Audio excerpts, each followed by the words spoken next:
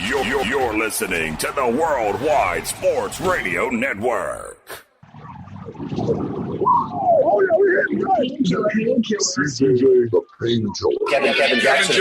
We need to start acting like a big boy football. It is time for the jet tax to die.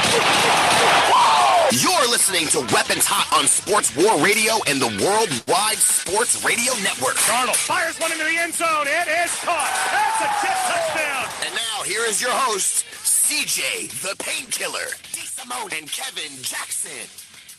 What's going on, Jets Nation? Welcome to another edition of Weapons Hot, a New York Jets fan broadcast here on the Worldwide Sports Radio Network, Sports War Radio, Snowman Digital Media, and quite frankly, any place that you get your New York Jets fix. My name is CJ, the Painkiller, D. Simone, and I'm joined, as always, by my partner in crime, my wingman, and one of my very best friends. Ladies and gentlemen, please put your hands together for Mr. Kevin Jackson.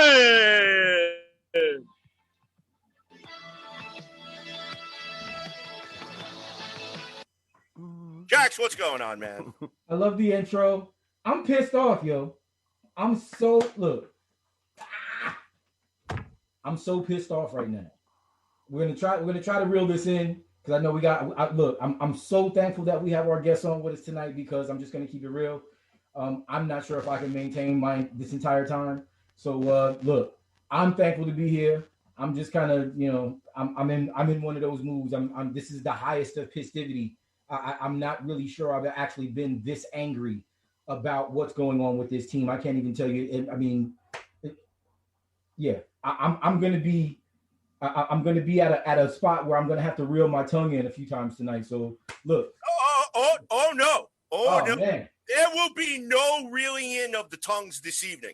Okay, because I know that somewhere out there, the New York Jets PR department is listening. I know that they listen to every fucking broadcast and podcast that's put out there by every fan who goes and hangs a New York Jets jersey in the background of their Zoom shot, whether they're doing it from audio, whether they're doing it from video. Okay, and those sons of bitches are going to hear what the fuck we have to say tonight. Because for 3 straight weeks, we have had to put up with the miserable, disgusting, unacceptable fucking brand of football that the New York Jets have had to offer. Jax, I've been a fan of this team for 40 plus fucking years. I have never in my entire life, other than the times that Rich Kotite was coaching this fucking franchise, feel the same way that I do right now. I need my therapy dog.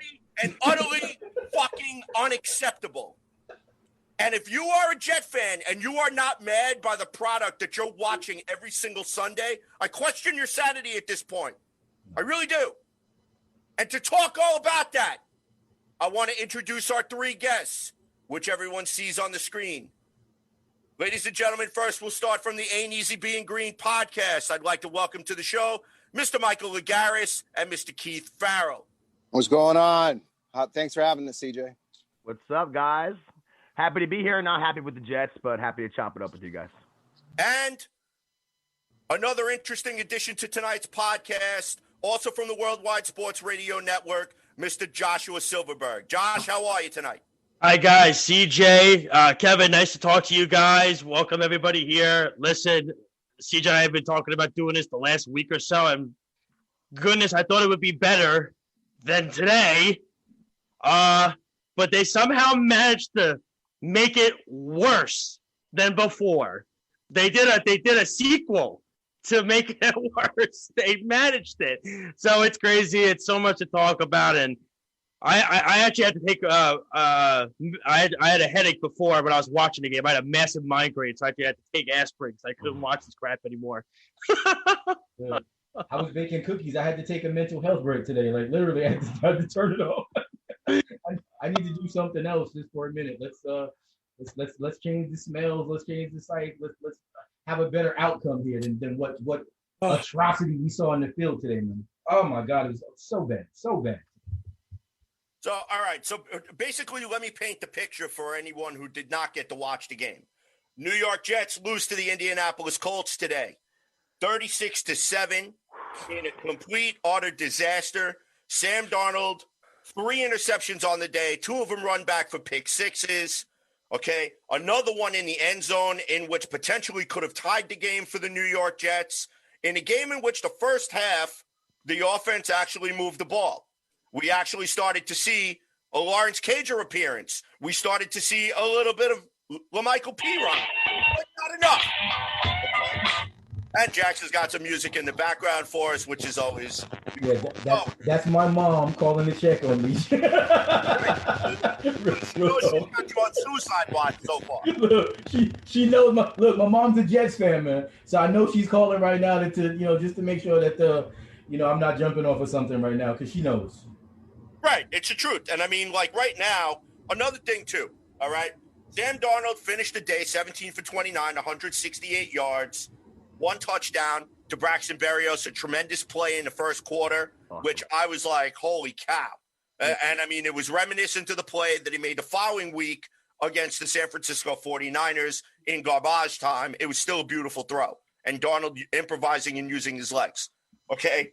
But Phillip Rivers basically put on a clinic today, joined the 60,000 yards club or whatever the fuck he joined. Okay? Probably broke whatever statistical records or whatever shit that he needed to do against the New York Jets, as always, because we just have to be that team. We have to be that team that always has to be attached to some sort of fucked up part of history. Okay? So now, Phillip Rivers finished the day 17 of 21, 217 yards. He averaged 10.3 yards per play, and he had a passing touchdown. 3 quarters. Okay, for 3 quarters. Yeah. Because basically there was no reason for him to play the fourth quarter. That's why they put Jacoby Brissett in. Okay. As soon as it became 31-7, there was no reason for him to be up there. Okay. So, nevertheless, I digress. Frank Gore, 15 carries for 57 yards. LaMichael Piron, modest day, 7 carries for 24 yards. Completely underutilized. Sam Darnold had 5 carries for 20 yards. Kalen Ballage, 2 carries for 8 yards. What the fuck is he on this roster for? He led the team in receptions, didn't he? Or targets or something like that? Who's this guy? Yeah, he had the most targets. You know what he led the team in? He led the team in kicking his ass on the fucking bench. He's an Adam Gase guy from Miami. So that's what they do. That's what he does, Gase. He flicks and plugs guys from his old teams, and he puts them in the offense more than anybody. And what's funny is he picks up guys from his old offense that wasn't good, gets them onto our team where they're also not good. Yeah, could you pick up? So thanks a lot. Could you pick up Jarvis Landry or somebody, please? Right?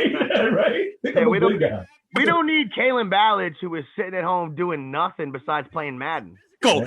They tried to trade for him. He failed it. They wound up picking him up anyway, and he sucks. What's the point? Yeah. That's true. Listen, if Adam Gase isn't fired, man, I mean, seriously, I don't want to get too far ahead of this, but if Adam Gase isn't fired like ASAP, what are we doing? Here's the bright spot for today, okay?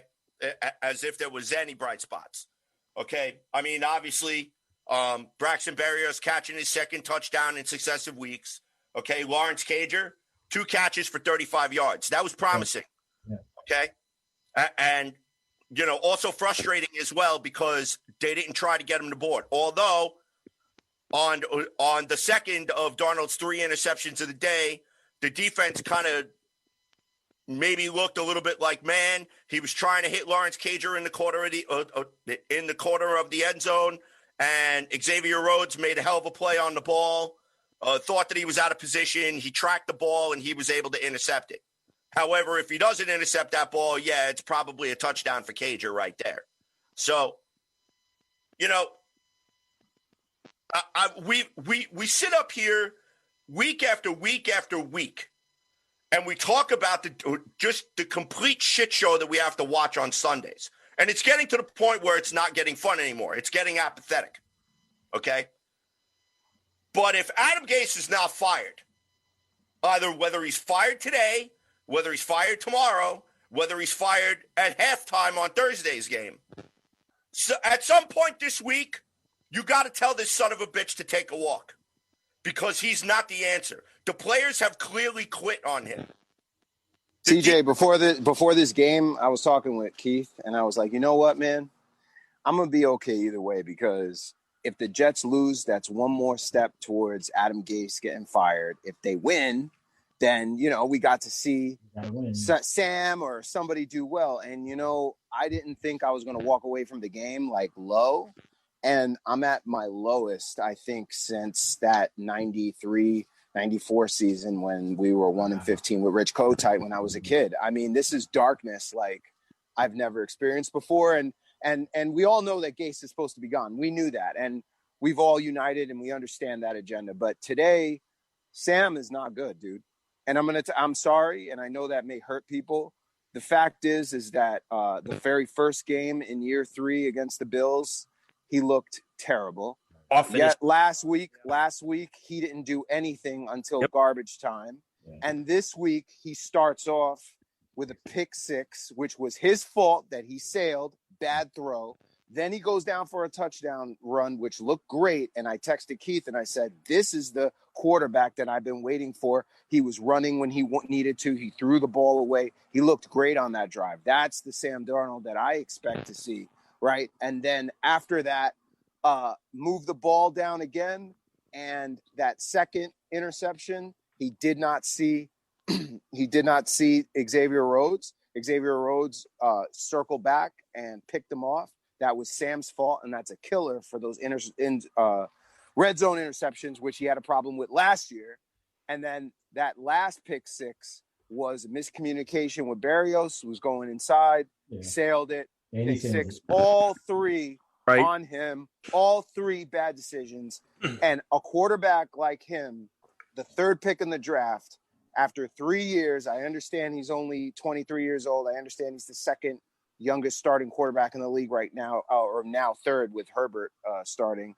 I understand all those things, but I'm at a point now where I'm just like, I'm not writing the whole ship in, but right now I feel terrible because I feel like this is why Joe Douglas didn't invest in a lot of assets in this year, because he pretty much just said, okay, let them play and we'll let whatever bubbles to the top, we'll rebuild around that. And it's clear to me that Sam wasn't guaranteed for him because he wanted to see what the deal is. He would have got receivers. If he knew that this is a quarterback I want, he would have never let him throw him out there to the Lions like he is right now. And I'm telling you right now, he's coming through with a steam shovel and he's going to rip the entire foundation up and plant something brand new. And you can see it happening in front of your eyes. Yeah, in the game, man, with Sam, if you're going to throw an interception in the red zone and you're going to throw 2 pick 6s, that's 21 points right there, man, potentially, especially where we were. And, where he's at in his career, like none of us are fans of Gase. Gase is a bum. Gase calls a horrible offense. That's all true. Today, this is on Sam. And, I don't think he played that well today, even in spite of maybe a game plan that wasn't amazing. They were able to move the ball a little bit on the ground when it came to the air game. Some passes, you know what Sam's like, guys? That touchdown pass he threw, the way he evaded the rush, he almost got tackled 3 times, right? Then he nails that pass, and you're like, oh my God, those plays are the plays that keep us all hoping. I think in Sam, when you see a play like that, because in the same exact game, he has 3 other passes besides other guys he missed that were open. Put those aside. Those 3 interceptions, you're like, it's like a relationship where someone always constantly does just enough to keep you in it with them. And then you go to work, you're like, damn, they're not that good for me. What did I get fooled into? And they keep doing just enough. And I don't think anymore Sam's even doing just enough. That's what I'm saying. I think now you got to look at it where, it's Gase, but also all the best quarterbacks of all time. Some of them have been in adverse situations as well. The really good quarterbacks figure out a way to overcome it. And he hasn't been able to do that yet with the Jets, I look at it this way, and I agree with the first points that were made in the sense of Joe Douglas came here, right? He has no affiliation with Sam Darnold because he didn't pick Sam Darnold. Okay, he did not. He invested, he invested in him, but he didn't pick him. What if the thought process throughout the whole thing was, okay, let's see how it is, see where we go from here. Whatever works, we'll keep. Whatever doesn't, we'll move on from. What if maybe this whole time Joe Douglas did think in his head, oh, what if we're so bad? Maybe Trevor Lawrence will be there for us. maybe we do go that route and I start to get Trevor Lawrence some weapons. Maybe here's the thing. You got to let, and look, we all know Adam Gase is not going to be here after this year. We know that. Whether it's Eric Bieniemy or it's somebody else, you have to let the new head coach pick which route he wants to go. Does he want to go route A? If they have the number one pick, I want to take Trevor Lawrence and build around him, or do I want to go route B? I want to work with Sam Darnold because I can make him better. We could trade that draft pick, get a lot of assets to build around him. Because, look, Eric Bieniemy's quarterback right now in Kansas City is what? It's Patrick Mahomes. A lot of people are saying Trevor Lawrence is almost close to Patrick Mahomes. Maybe Bieniemy wants to go the route of working with Trevor Lawrence, maybe because he feels more comfortable that route. I don't know, but I think you got to let the new head coach pick the way it is. And that's why I don't think Joe Douglas has invested enough, like you guys were saying, in Sam Darnold's offense, because I think Joe Douglas probably feels, I don't know if I want to spend my cap space on a kid I don't think is going to be here as the future quarterback of this team anyway. So why am I going to do this? And I'm not saying Sam doesn't deserve the chance, but I mean, has Sam, I think you see the confidence and the isms on the sideline. Dude, he's shot with his confidence. I gotta jump in because this is part of the reason why we have you guys on the show, because there is phenomenal insight. There's, kind of mature, respectable, kind of thought process on this. And, I kind of want to grab a few pieces of everything that everyone said, because first and foremost, Joe Douglas isn't really on the same time frame that everybody else is on as far as his decision-making is concerned. We know that. We also know that while Adam Gase may have been part of the reason why he's actually here, I don't necessarily agree with the fact that Joe Douglas is so tied to Adam Gase. I agree that, it is a non-starter for him to be gone. I personally think that if Joe Douglas is at all worth his salt, he's been banging the table for Chris Johnson to say, look, this guy, as much as I like him, as much as he's a cool guy, as much as he interviews well, because you obviously were fooled by him as well, he's not the guy. And what we need to do is we need to move on. Now, also in that same point, though, Sam Darnold, we were coming into the season thinking that Sam Darnold was the guy, and we really just kind of needed to see a few things plugged in that were going to really solidify it for us. And I don't know if Joe Douglas did enough. I'll say this, we were talking about, he needed to address the offensive line. And to an extent, he did that, because obviously he didn't completely rebuild it. If you really seriously think about it, we brought in two guys, because McGovern, the center, was the guy, and then drafted Mekhi Becton. Those are really the only two solid additions to the offensive line that we saw. We all had questions about Fant. Fant played admirably, the first couple of games, but now all three of them are out. So, think about that. The foundation that he set for the offensive line is no longer in play. I think that when we're talking about the wide receivers in position, Denzel Mims was the guy. We were really excited about seeing him. I think Joe Douglas got a little too cute in thinking that maybe these undrafted free agent guys that we brought in, Cager and Campbell included, I kind of think that maybe he thought he was going to be able to get away with adding those guys and not spend that mid-round draft capital that we really needed for him to spend on those receivers. I think it's all backfiring for us right now. And I tweeted about this earlier. He's sitting on $30 million. I'm not necessarily saying go out and trade for a guy or bring in some name that we're going to have to spend money on. But even young, hungry guys, I still think that you bring a guy in to develop. Maybe he just doesn't believe in the coaching staff, and at this point, he's doing what it is that he can to allow them to hang themselves, and he's going to rip everything out. So, with the way that we've been seeing it come, Adam Gase, we know, is gone. He is gone. And we can put this loss today on Sam Darnold. But guess what? Adam Gase was brought in to make Darnold better. And he hasn't done. So when Darnold doesn't do good, that's an indictment on Gase as well.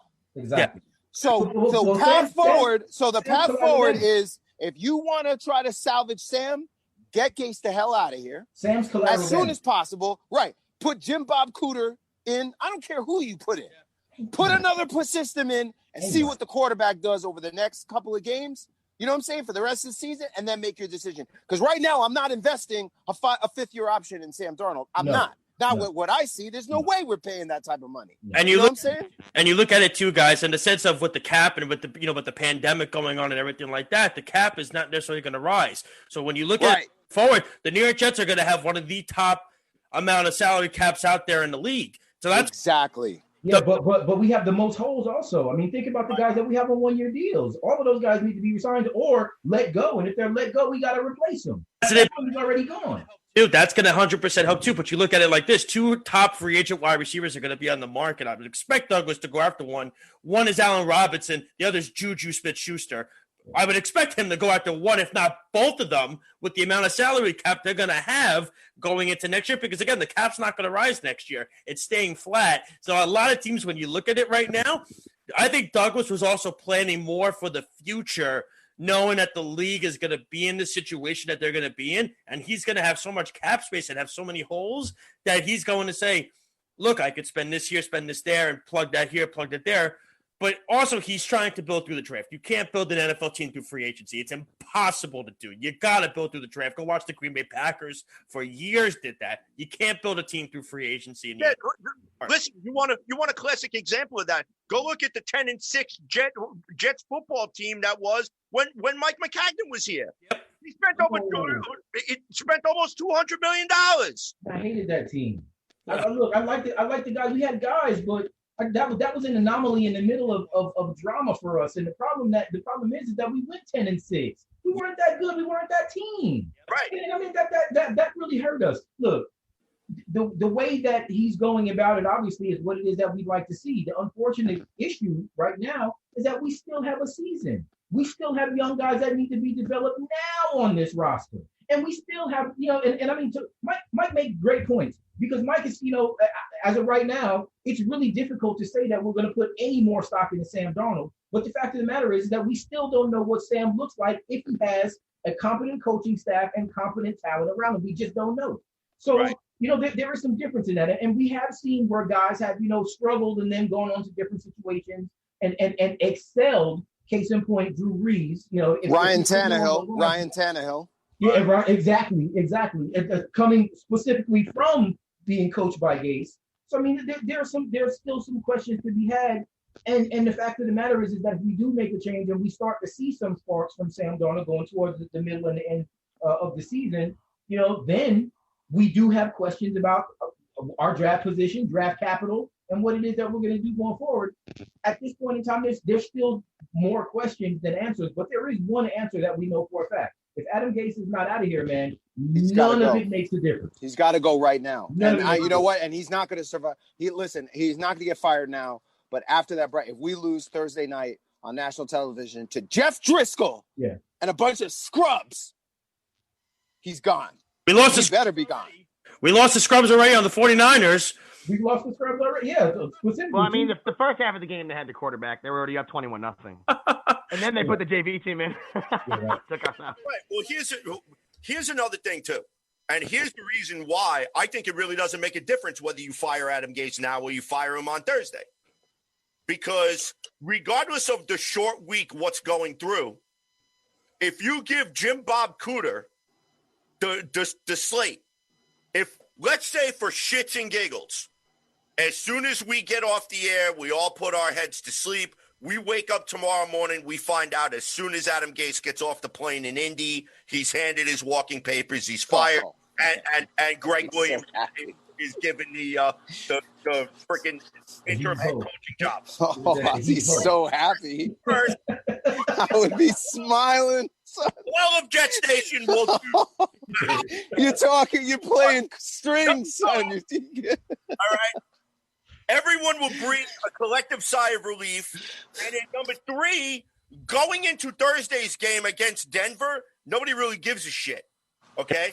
Because give Jim Bob Cooter an opportunity if he's named offensive coordinator. If they get rid of Gase, Darryl Loggins better be showing the fucking door too. That's hell yeah.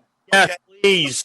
Listen, if they let Darryl Loggins on the plane, let Darryl Loggins monkey ass back on the plane. I'm telling you right now, no. Listen, the plane's been rescheduled. You We'll meet you back in New York. As we speak. Look. Yeah, he definitely would need to get on the plane with a parachute. Nah. Yeah, just because you might not make it to the end. I just want to second something that Josh was saying and that Kevin was saying. Like, the Jets will have a ton of cap space next year, and when you combine that with next year, we have 10 picks in the draft. Could have more, and we could have more picks, right? And we have 5 picks in the first 3 rounds. Yeah. In 2022, right now, we have 4 picks in the first 3 rounds. So even if you whiff on 2 or 3, if you just hit like 60% and they have all this money and they could do a decent job in free agency, we know the NFL is that sport where if you're managed correctly, which we haven't been, you can turn it around real quick. Right. And then and what you do is if you want to draft a quarterback, go ahead and draft a quarterback, but grab one of those vet quarterbacks like Indianapolis just did with Phillip Rivers, right? Grab another cat to come in and be serviceable while we're doing this rebuild, to your point. You know what I'm saying? Because we're going to get a center, we're going to get receivers and all that. Go grab. I don't even know what quarterback's going to be available next year. Yeah. But if you were to grab a guy like, I don't know, Jameis Winston is on the Saints, but I don't know. So one of these veteran guys, bring them in here. Somebody asked this question earlier. Are we going to see Joe Flacco at some point in time this season? Boy. That was a hard question for me because I want to say no. We can't necessarily say that Joe Flacco isn't, like when we saw Sam come out and have McCown play. Sam came back a better quarterback. Legitimately, that was realistic. Keep him on as a veteran. It's not a bad thing. It's not a bad thing, but I also think that the catch-22 on that is that Sam is already fragile right now. Yes. Sam is already damaged right now. You might really press a button on his ego that that really, if you're talking about he's already on the decline, that might tank him right there. That really might tank him. So I'm a guy. Look, I wanted to see Sam. I still want to see Sam succeed here. But I also was the guy who said that we should have started Geno instead of starting Ryan Fitzpatrick, and we would have been able to see what would have happened during that point. And that I think would have actually been a better idea of team building, because what it is that we did after that, everything fell off the cliff after that. So, in this case, I think we need to be mindful of how it is that we proceed. But if it continues to be this way, there's not going to be any Sam Darnold on the team next season. We'll trade him for a draft pick. Maybe draft day, maybe even before that. Who knows? Look, the Steelers, and I saw this and we were just kicking this around the other day. The Steelers, with Big Ben on his way out soon, they might actually be a spot where Sam Darnold jumps in and has a ready-made situation available, and that could be something that would elevate his game. So he leaves the dumpster juice, spill that is the Jets, and goes to the Steelers and balls out. Isn't that us though? Isn't that like typical New York Jets? I mean, I don't know. We've got drama, man. This is not good at all. Kevin, I agree with what you said exactly, to the point of saying if he goes somewhere, it depends on how he's going to be. Minnesota's another spot I would even look at as well too, because they got playmakers with Thielen and those guys. But I know, CJ, we were talking on the phone earlier today, and you brought up the point to me as well. You're nervous to trade Sam because if Sam goes and balls somewhere, you're going to say, God. Now it's upsetting because it's frustrating.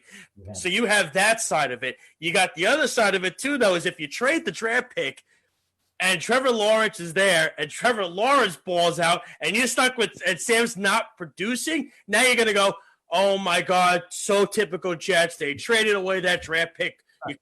It's almost like a no-win situation for the Jets when you really think about it. Because Sam goes somewhere else like Pittsburgh or Minnesota and does great. Or if you trade the pick and Trevor Lawrence comes in here and looks like Patrick Mahomes, you're going to go, why? The Jets, why? Why is this happening again? Of course this is happening.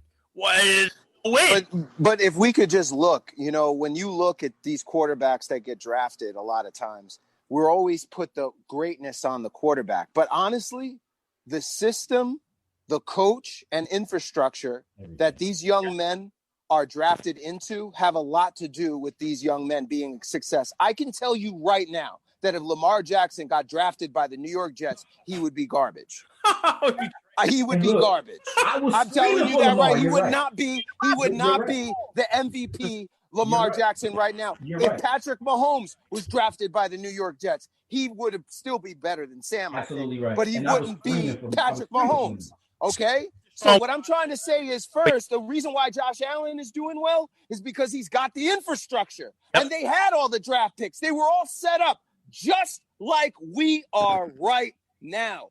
That means get the fucking right person in the door to make the right decisions, to get the right infrastructure set up so we could bring in a young man and he can flourish in that system. That's what you need to do. Make the right call. Yeah. And that's on Joe D.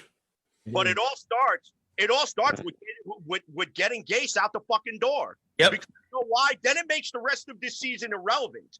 Because if you actually want to use this, season as a quote unquote developmental or like what's the other fucking buzzword that they're throwing around? That it's like an evaluation year.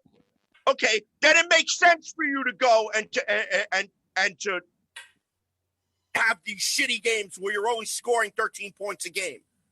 The Jets have scored 37 points in 3 games. We're the worst team in football. We got an offensive genius. Our offensive genius. Come on now. Let's not forget that we've got an offensive guru running the show right now. That's unbelievable. I 37 points. I wanted to get Keith on this. I wanted to ask Keith this question because I have been kind of being attacked on Twitter. Yeah, I'm gonna tell you right now, my mentions are looking a little ugly right now. But I was talking about the hierarchy and how ownership is going to allow the general manager and head coach to kind of stay on equal footing here. And I'm just thinking until that changes. Honestly, until that you know changes. what? When we were on our last show, not the last show, the one before that, when you heard Adam Gase come out, Kevin, and his quotes about Chris Johnson were about how accessible he was to him and how that was a great relationship and this and that and hem and hawing, like, if you're Bill Belichick or you're Andy Reid or you're someone that has credentials over the course of decades, you can be accessible to a billionaire who owns the team. That's fine. But when you're Adam Gase and your track record's that you were just garbage, you were just horrible on the Dolphins. Not only that, you got into a screaming match with the owner. The whole team hated you. And then you get yourself onto the Jets and you're so accessible to the owner that he looks at you as like his voice of reason when it comes to football. That shouldn't be the case. That makes no sense. That's not someone that deserves that level of respect from our ownership. And I mean, Chris Johnson and Woody Johnson, the two of them are both fucking absolute empty suit clowns. They don't bring anything to the table. People think sometimes ownership doesn't affect franchises. You hear people say that, but it does. Any business you're in, any franchise, any well-run team, it's very rare that the owner and then the people under him are clowns. You don't win by mistake. It doesn't happen by mistake. Go look at Baltimore. I mean, I'm just saying. I mean, look at the structure you set up there, like Ozzie Newsome in Baltimore. I mean, these teams that set up structures that are good for a long time, and it seems like the Jets have had one since we've had Woody Johnson owning the team. I said in the pod, we've had one coach with a winning record. It was Al Groh. He coached here the first year he owned the team. He was 9-7. Ever since then, every coach had a losing record. That means everyone you chose hasn't gotten the job done. And the worst one you chose is the guy you're relying on to give you your opinion about things. It just absolutely, I get more angry every time I think about it. But what you heard this week, at least, is that ownership, front office, people are looking at this dude with a more critical eye. They might make a move, like CJ said this week. If it was before Thursday, that would be insane. That would be amazing. It would shock the world, but it would show everybody that you take this seriously. Yes, thank you. You're not just gonna say, all right, we're not doing good. Let's punt on the next 13 games. I mean, Jet fans, all of us, doesn't make a fucking difference about us. Everybody that does a podcast, everybody like Josh, all of us, Mike. It's like none of us matter. Fuck the next 13 games. That's what you're telling me if you don't get rid of this guy. That's what you're telling me. I 100% agree with you. Here's something else that I want to throw in. Okay, Keith, you brought up a great point. And Joshua, I want to get to your point in just a second. But Keith actually said something that actually made me think of something that I was thinking of during the course of the day. All right. If Christopher Johnson pulls the trigger and fires Adam Gase as soon as possible, and then Joe Douglas, they hold a press conference. You hold a joint shoulder-to-shoulder press conference addressing the New York Jets media and addressing the New York Jets fan, especially the New York Jets fan. And you tell them that losing is no longer acceptable with this franchise. We are sick and tired of being the butt end of every NFL joke. We are sick and tired of being made fun of by every NFL franchise and every NFL fan base. And it starts with Adam Gase, and we will tolerate nothing less but winning, even if it's just eyewash for right now, until you can get everybody you got to get out of the fucking building at One Jets Drive. It's something.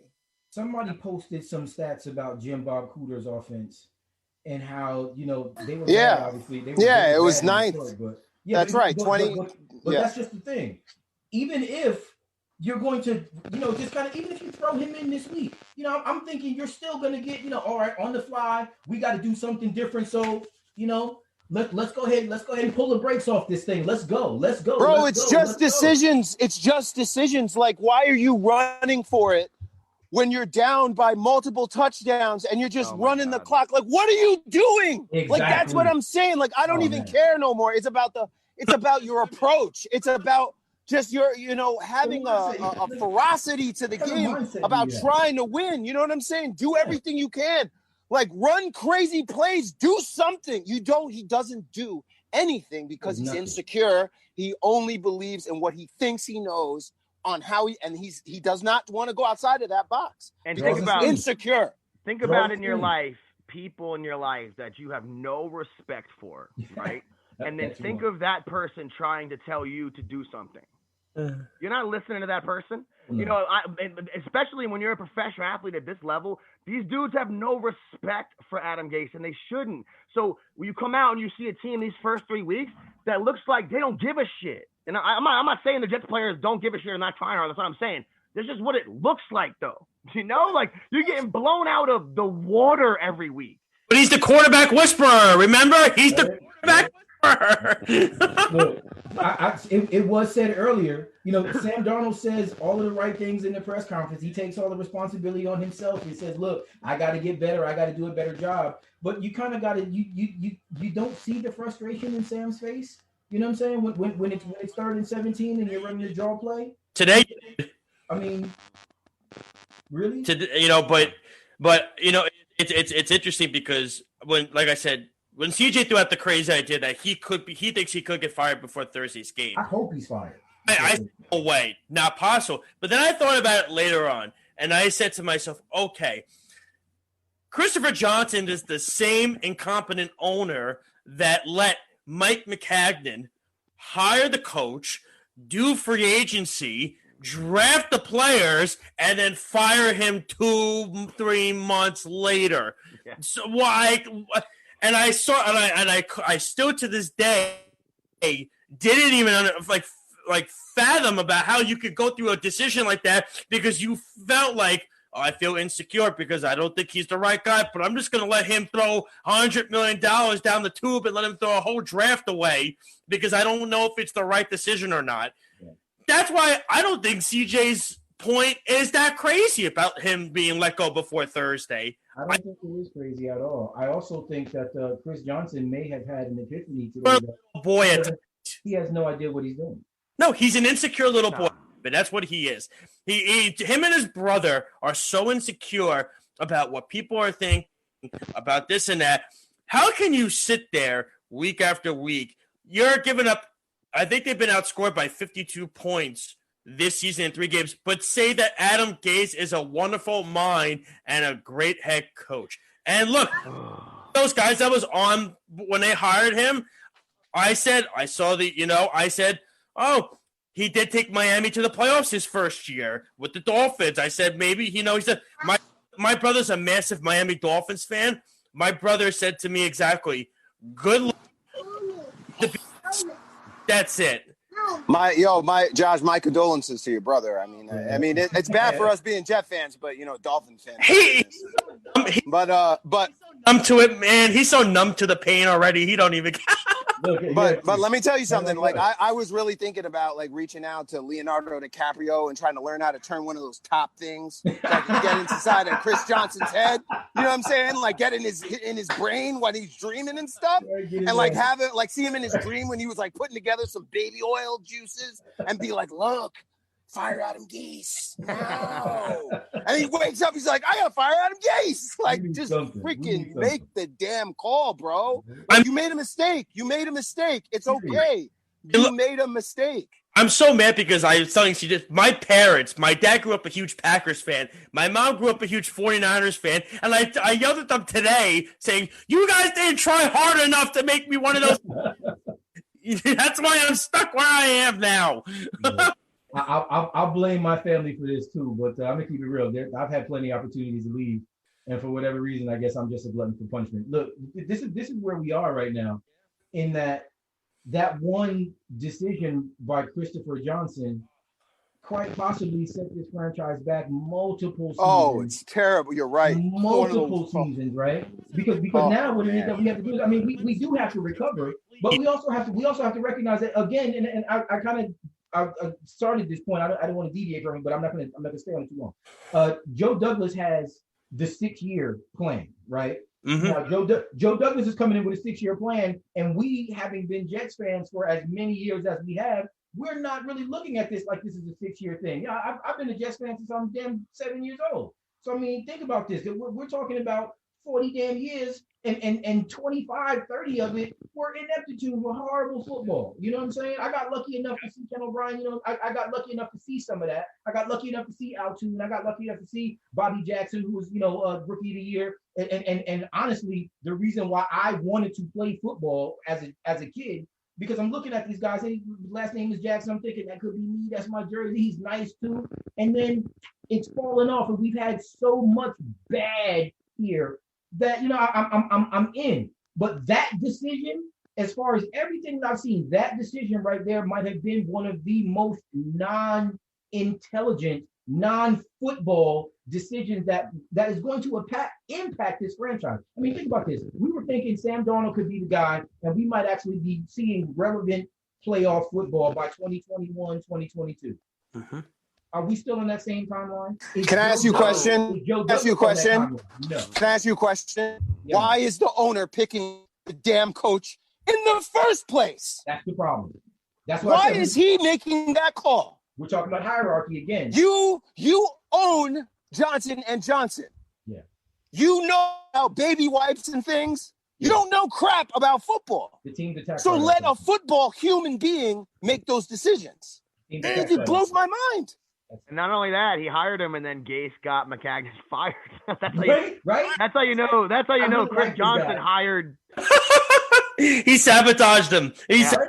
No, this guy's not. He's too soft. I don't want to work with him. It was a setup. He brought him in and then had Peyton call him. Right? Yep.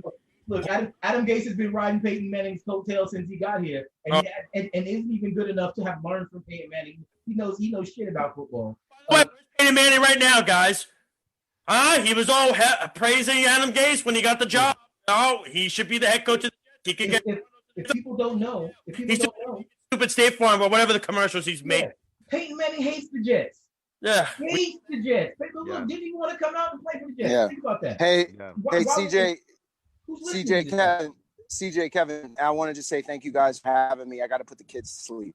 So I got to go. Look, man, Thursday night football, Thursday night. I hope he gets fired now. If they lose on Thursday, I really do think he's going to get fired. I can't see him surviving because it's just how bad it really is. And I'm just disappointed with Sam. And I just hope that we just come to a conclusion either way on direction. That's all I want. I want a direction, and then I just want to go through that direction, and that's it. I don't want to flip-flop on things. I don't want to, maybe or not. Just this is how it's going to be, and let's go ahead and get with a plan and execute. You know what I'm saying? So, Joshua, great meeting you. Keith, I'm going to talk to you Thursday, okay? Take care, man. Good meeting you as well, dude. All right, guys. Take care. Rational thought process. I mean, it seems like all of that stuff has gone out the window. All right, ladies and gentlemen, Mr. Michael Lagaris having to leave us for a little bit from the Ain't Easy Being Green podcast. We do still have Ain't Easy Being Green represented on the other side of the glass, Mr. Keith Farrell. And you are watching Weapons Hot, a New York Jets fan broadcast with your host, CJ the Painkiller D. Simone, and my partner in crime, Mr. Kevin Jackson. our guests again, Mr. Keith Frau from Ain't Easy Being Green and Mr. Joshua Silverberg from the Worldwide Sports Radio Network. So, all right, gentlemen, we've pissed and moaned about this game. We've talked about the play calling. We've talked about different things. What was it about this game in particular? Now, Jax, I know you didn't watch most of the game, so Actually, I did. Okay. That's why I had to go bake cookies, man. Because in the third quarter, I was like, All right. So, guys, we'll go around the room. Keith, we'll start with you. What was it for you that saw the wheels come off the wagon? Was it the pick six to start off the game, or was it something else during the game? You know what is funny is that the way when the game started, you know, just like last week and the week before, you look like garbage the first 2 weeks, and you come in and you hope, all right, you know what? Maybe if we at least get going in the first half, don't fall behind in the first half because we don't have an offense that can catch up to anyone. You know, maybe we'll have a shot. You know, and you have enthusiasm, and then there's a pick six immediately. You know, and they went down and scored a touchdown after that, but in your head, you're just like, it never felt the whole entire day. It felt like we were behind. You know, it never feels like with Gase for some reason. Even last year, down the stretch, which I'll get to in a second, but never feels like you're really in the game or you have faith in this dude because of the way the Jets have gone about their business in the first half. Like the first half of this year, I don't remember another time they played this bad in the first half. They were a little closer this game, but in the first half of games is when normally so many plays are scripted. You know, normally you come out, teams know what they're doing those first 2-3 drives, and we have no idea what we're doing, you know, and even a game when you, in your head, you're like, oh man, you know, Sam had some passes this game that looked pretty good and some passes last game that looked good. He still just demoralized us immediately. You know, I never felt like there was a chance today, even though the game for a portion of the game was a little closer. The game went on. We ended up getting blown out of the water. But guys, last year we averaged about 270 yards of offense. We're the worst in the league. This year before today, we were averaging about 265. Today we had 260. So we're literally going in the opposite direction. So I don't even know. I'm at a loss, man. We talk about it the whole time, like you said.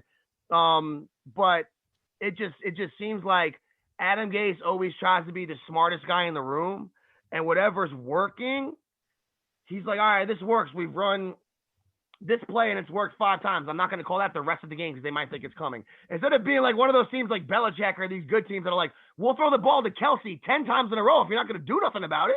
Right. You know, it's just, I don't even know. There's so much that goes with Gase, and it's so obvious to everyone that he's been a detriment to Sam and all these other guys, you know, like I thought Ryan Tannehill was a bum. And last year, hey, one of the highest QB ratings ever in the NFL. You know, that can't be by mistake. I'm not saying Ryan Tannehill's an MVP guy, but he sure as hell has played like it since he left Gase. You know, like, it just blows my mind, guys. We're at this point with the Jets that 3 games in, I don't never remember 3 games in thinking you got to fire somebody. but this year it's real. This year it's real. All right, Josh, what are your thoughts? Oh, man. I mean, you could start on the kickoff with Josh Malone getting it to the 18-yard line to couple of things. I mean, look, Darnold missing Chris Herndon open down, instead he did a little run instead. Or how about Ryan Griffin dropping the ball on 3rd and 4? They just gave him a contract extension. Ugh. You know, and then that happens. Literally drops the ball. But, you know, we're going on Gase, and we're blaming Adam Gase, and as we should blame Adam Gase. How about we put some blame on Mr. Defensive Coordinator Specialist this year, okay, Mr. Greg Williams. That defense sucks, okay? This defense is crap. I don't want to hear about, we missed Jamal Adams or anything. Phillip Rivers is going up and down the field every single drive in the red zone, no matter what. They couldn't stop anybody again. And, Darnold had no confidence early on. You saw the pick 6. But, my goodness, how bad is his defense, guys? Yeah, I mean, even Mullins last week just slinging it. No problem. Who's in? This is gonna be a huge thing because we are at some point gonna have to really consider, is Joe Douglas gonna blow it up? If he does fire Adam Gase and he does get rid of Dow Loggins, who I think are obviously our package deal, does he get rid of Greg Williams also, or does Greg Williams transition to the head coach and allow Jim Bob Cooter to run the offense, which I kind of feel like maybe at least for the sake of this season should be the case. But with the way that the offense is looking, do we feel confident enough to allow Greg Williams to take on that additional responsibility, knowing that the defense has been struggling the way that it has? We got really a lot of questions right now. I was looking at stats earlier. I was looking at Jim Bob Cooter's offense, and I mean, it's not only has it been better than what it is that we've seen, it actually has been dynamic. It's been serviceable. Do we have the players that are going to be able to pull it off? Imagine we've got some guys coming back off the IR here coming soon that really could be an influx of talent that we need to at least elevate the level of the horribleness that we've seen. But is it going to be enough to get us over the top? If we don't get rid of Adam Gase, we're not going to know, because Adam Gase doesn't know what it is that he's doing. You got Mekhi Becton on the outside, who's a beast. And I mean, you got a running back in Frank Gore whose specialty is 3 yards in the cloud of dust up the middle. He's not going to get to the outside for the left time. And then Le'Veon Bell is going to come back. Is the offense going to be smart enough to put Le'Veon Bell in positions to be able to make that happen? Piron, who actually has the speed enough to get around the outside, does he step in and be able to do what it is that we need for them to do? And at this point in time, I don't even know. When is Becton coming back? Is he seriously injured? McGovern, when is he coming back? Are they seriously injured? Are these guys really injured at all? Do they just feel like, fuck it, I'm not playing anymore until Adam Gase is gone? Those are all things that are running through my mind as I'm watching the game right now. Like, come on now. If there's too many injuries right now. And then the CJ Mosley thing really kind of sparked me. I'm thinking, you know what? After what Jamal Adams said, and knowing that Jamal Adams is basically right about all of the trash that he's talking about Adam Gase, and then CJ Mosley opting out, they're opting out for a reason. They know there's something that they know, and something within that locker room, something within that organization. Those guys talk. They look, I think that there's more to it than just them being hurt at this point. But when we do get some of these guys back, if the change has been made, which I think that it should be, I mean, really, could we possibly see a spark? Could we possibly see maybe a couple of wins that we weren't expecting to get? And then maybe, some solidifying, play out of the quarterback position, and maybe even the defense towards the end of the season, and maybe pull out some of the games that we obviously don't at this point believe that the Jets are going to win. It's huge questions, but I think they're logical questions. I don't think they're really far-fetched. But just really quick, how are these guys also getting hurt? Like, how did Ashton Davis get hurt? How did Cameron Clark get hurt? They don't play. How did these guys? How did this whole, between Zuniga, the guy they got from Florida, how this entire draft class is hurt? Yeah. None of them play. How did that happen? Look, we still haven't seen Bryce. Well, here's another interesting perspective that I want to put out there, and this is going to segue into one of our guests who have just joined us, Mr. Aaron Marks, joining us live from the Worldwide Sports Radio Network studio. As he's, again, like putting the gun to his head and pulling the trigger. Errol, tell me a story, brother. What did you see that made the wheels come off the wagon? Because I'm sure that you have a lot to tell us. What was there to watch? I mean, what did we watch today? We watched Sam Darnold throw an interception, the first 2 minutes of the game. This team is – the problem with this team has nothing to do with talent. Even though the talent showed today, there's no wide receivers. The wide receivers can't create separation. You saw it. I was texting Eric Coleman during the game, and I said, I can't even watch this anymore. This is terrible. This is terrible football. And the New York Jets, I think, when you look at the big picture, and this team is there's so many mishaps in this game. They can't tackle. That's been a problem really since the beginning of the season. You're looking at Greg Williams' defense. They have no secondary. Desir was a complete bust. You can see that from Indianapolis. Their cornerback position. And Marcus May, as good as he's played in the last 2 games, he completely disappeared in this game. I don't know what happened to him. Quentin Williams, who I think is still going to be a beast in the league, he disappears in these games. And that's the problem with some of these players. Mekhi Becton is a beast. They call him the big ticket. They say he's the real deal, and you see that he's the real deal. Mm-hmm. Problem with him is he can't stay healthy. And this is what's the problem with all the New York Jets and some of these young players. Sam Darnold, what has been his mishap ever since he's come into the league? His health. Then you talk about some of the rookies that they have this year. We have LaMichael Piron. He's finally playing now. He barely touches the ball. We don't even know what he is. We talk about Ashton Davis. Everybody was talking about, wow, he looks so great in the practice field. He can't step on the field. The last time we saw him do something, he tried to hurdle over somebody, almost fell on his head. I mean, this is the problem with some of these players. Now, I think this draft class is still going to be a very good draft class. Mekhi Beckham looks like he's a real deal. I think that you talk about Ashton Davis when he actually gets a chance to play on the field. Denzel Mims, we haven't even seen yet. I think he's going to be a special player. I watched him play college football. This is a team that has talent. I think the problem with the Jets is they lack the most important positions. They don't have a good corner. They don't have a number one corner. They don't have a pass rush. They can't put any pressure on the edges, none whatsoever. And that's why when you look at Phillip Rivers, you look at every single quarterback that has played, even a limped JG, last week, Jimmy Garoppolo. He was running and throwing all over the Jets. The guy wasn't even 100% healthy, had a high ankle sprain.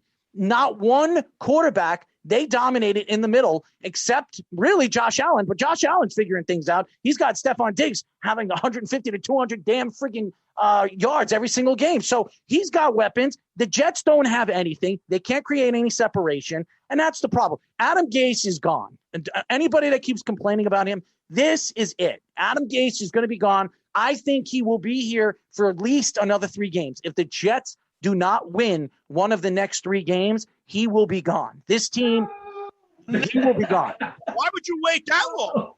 Well, because I'll tell you why they're going to wait that long. The Jets, when you look at the big picture right now, he is affiliated with Joe Douglas. Joe Douglas, the reason why Joe Douglas was somebody vouched for him. It was Adam Gase that vouched for him. Joe Douglas took the 6-year deal because he knew this was going to be a 6-year process because he knew he had to get rid of Adam Gase. It probably would have taken another year if it wasn't going to be this bad this year. And he needed at least 4 years to rebuild this team from defense to offense. His offensive line looks like they're the real deal. That's a good offensive line. I mean, Sam Darnold was standing in the pocket against a very good defense for at least 5 seconds almost every single time. How many times did he get sacked when he was in the pocket? Barely any. Every time he moved out of the pocket, that was when he got sacked. So you look at this offensive line. This offensive line is real. This is a good offensive line. I just think disagree with you at least a little bit in that because I think Alex Lewis and Greg Van Roten are actually horrible at their positions right now. And while we have McGovern and Becton and Fan actually playing well, I think the liabilities are in the interior, and that really one of these next first round draft picks that Joe Douglas is going to have, he's going to have to address those positions. Whether if he doesn't do it, you're going to put a guard. You're going to go draft a guard in the first round. You don't draft a guard until the Let me clarify because I still think there's going to need to be because I think Fant may not necessarily be the long-term thing, but I also think Cameron Clark. I think that guy's going to end up stepping in before the end of the season. We're going to see him. He was one of my favorite picks from this past draft. And he's 27. You're going to have to address the interior of that line. I completely with and Sam. I mean, look, at times, especially when you're playing against lesser competition, maybe Sam might he might be able to work around that. But I don't think that those guys are good enough to say that we found the answers at those positions. Buddy, I know all you guys are Jet fans. I think you're going to see if the Jets are one of the worst teams in the league, and if not, they are the worst team in the NFL. They're absolutely going to draft Trevor Lawrence. I don't care what anybody sits over here right now. If they get the number 1 pick, they're not trading out of it. They're going to draft Trevor Lawrence. So anybody that doesn't think that's going to happen, it will happen. Yeah. It's going to happen. I think it is delusional to say anything other than if we are bad enough to garner the number 1 pick. Look, as much as I would like to say, oh yeah, give Sam more capital, whatever, draft, trade that first round, that number 1 pick, and get 2 more first round picks, and then look, if we're that bad, there's no way to justify leaving Trevor Lawrence there, regardless of what Sam Darnold's situation is. And that's what's going to happen. It's a battle of New York right now. Jets or Giants. Who's going to want him more? I think Jones will be the quarterback of the future for the Giants. It's just This kid has already had, this is a 23-year-old kid. He's the third youngest quarterback still in the league. I still think he has a tremendous amount of talent. He'll go somewhere else and he'll win somewhere else. They have beaten him up already. He's going to have 3 coaches in 4 years. You can't honestly sit here and tell me, well, he's the end all be all. What's going to happen, and I believe this is going to happen, is the Jets are going to bring in, and I've said this, Eric Bieniemy, who everybody believes is the next big head coach, offensive coordinator for Kansas City. The guy is the mastermind of that great offense last year and what you saw in the Super Bowl. So a lot of people believe that Eric Bieniemy is the next big coach that everybody's going to be gunning for. Also, I've been hearing rumors Jim Harbaugh wants to come back in the NFL. And you know the Jets, he's a big name, and people, the Johnson family, they love going after the big name. My team. Yeah, well. I think the Titans offensive coordinator too. What's his name? Oh God, I forget his name. I don't want big names, Arrow. You know what I want? I want somebody to come in here and fucking win. Big names. I want a goddamn winner. To your point, Jim Harbaugh's a winner, though, man. Jim Harbaugh came in and really transformed the team. So yeah, I want to be rational about that as much as I'm kind of like, I don't know. Jim Harbaugh might be the guy to do it. I mean, this is strict disciplinarian. We're already talking about issues in practice and all of that. I think all those go away with a guy like that.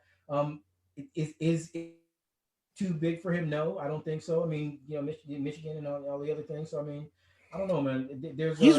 He's won, and he's a winning quarterback. He won in the NFL, so he knows how to help quarterbacks. If they bring in Jim Harbaugh, they'll probably keep Sam, because then they think that he could fix Sam, because he fixed.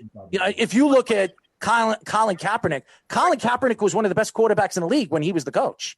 And then all of a sudden he was gone. He went over there to Michigan, and Colin Kaepernick was nothing to be talked about anymore. So I do believe that in Alex Smith, look how good Alex Smith became when he worked with Jim Harbaugh. He became a better quarterback, and then he went to Kansas City and he became even better. So you look at what his numbers were when Jim Harbaugh came he was not a good quarterback, Alex Smith, when what's his name again? Singletary was there. He was terrible. He was absolutely horrendous. So I agree. I do believe that if Jim Harbaugh is the guy that they're going to bring in, and I'm not saying that's going to happen, but there is rumors coming out that Jim Harbaugh might be thinking about coming back to the NFL if the right job comes along. I don't know if the Jets are the right job, but you do have a quarterback like Sam Darnold that can make plays. Trevor Lawrence will be the spot where Jim Harbaugh would want to go. We're all saying Eric Bieniemy. We're all saying look, I'm just giving out options. What if it's like saying Arthur Smith, who's the offensive coordinator of the Titans? Okay, he basically took Ryan Tannehill, got all the crap that he learned from Adam Gase in Miami, brought him into Tennessee, and they got to the AFC Championship game. Yes, Derrick Henry had a big part of that, but look at the throws that he made, some of the plays when he had to, and Ryan Tannehill in that game against, say, the Baltimore Ravens. I mean, he made some really key throws. Also, maybe Douglas goes the old route and he brings somebody from the Baltimore staff. Maybe he goes the Ravens route. Maybe he goes the Philadelphia Eagles route, although they suck right now, so I'd stay away from that. What do you guys think for this season? If they make a move and they can Gase week 5 or 6, like Errol said, what do they do for this season?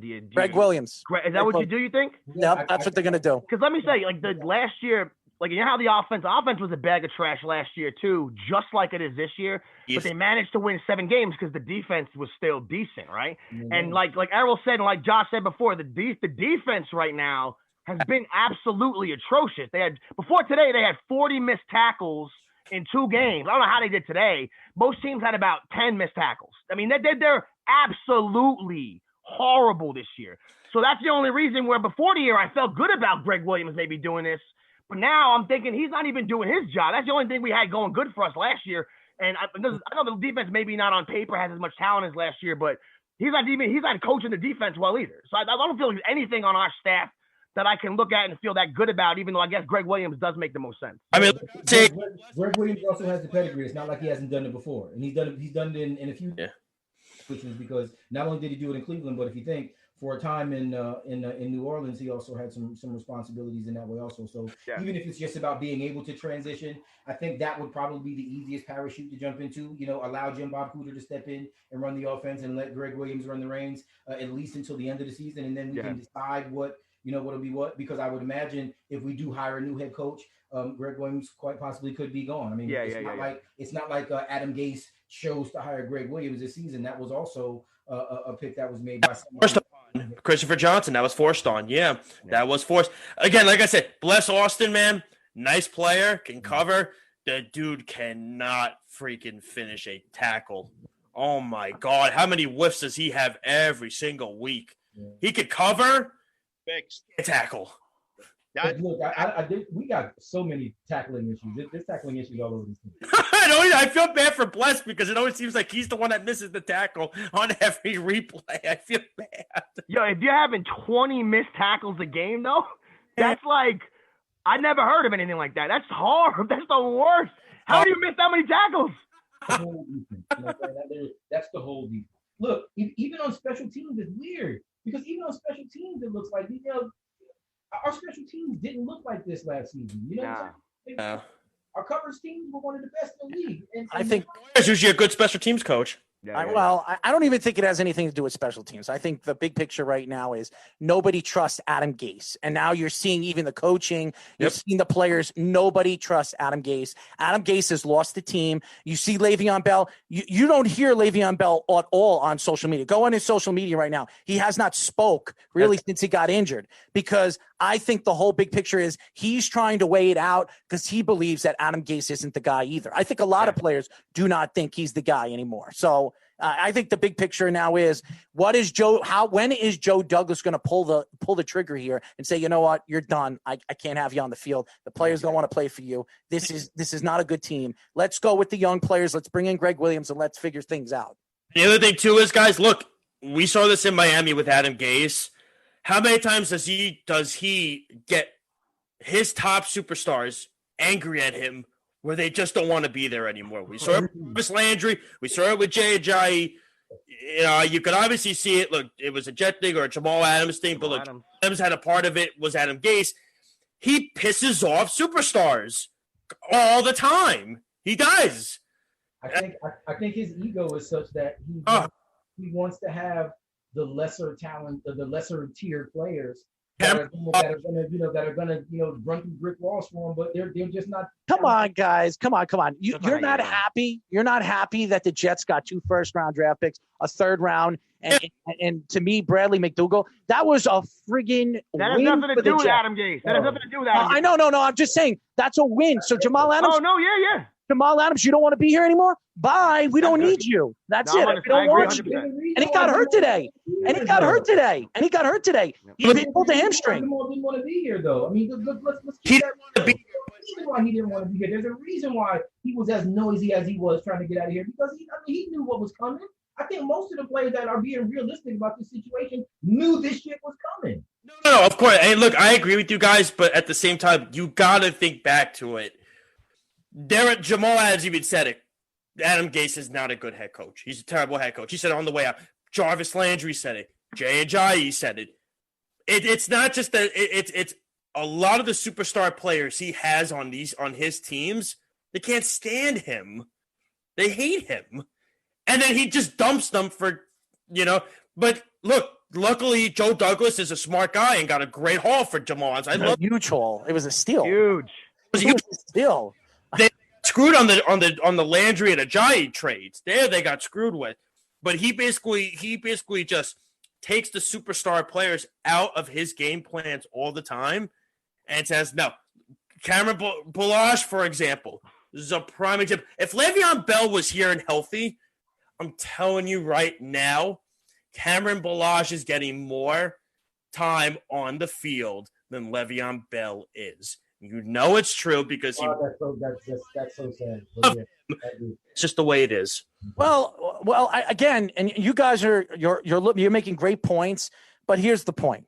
there is nothing we can do about it right now. The only person that could pull the trigger and do something, it's Mr. Douglas. And Douglas is the only one that is going to be able to say, you know what, I've had it with this. I can't watch this. Sam Darnold looks like he's beside himself.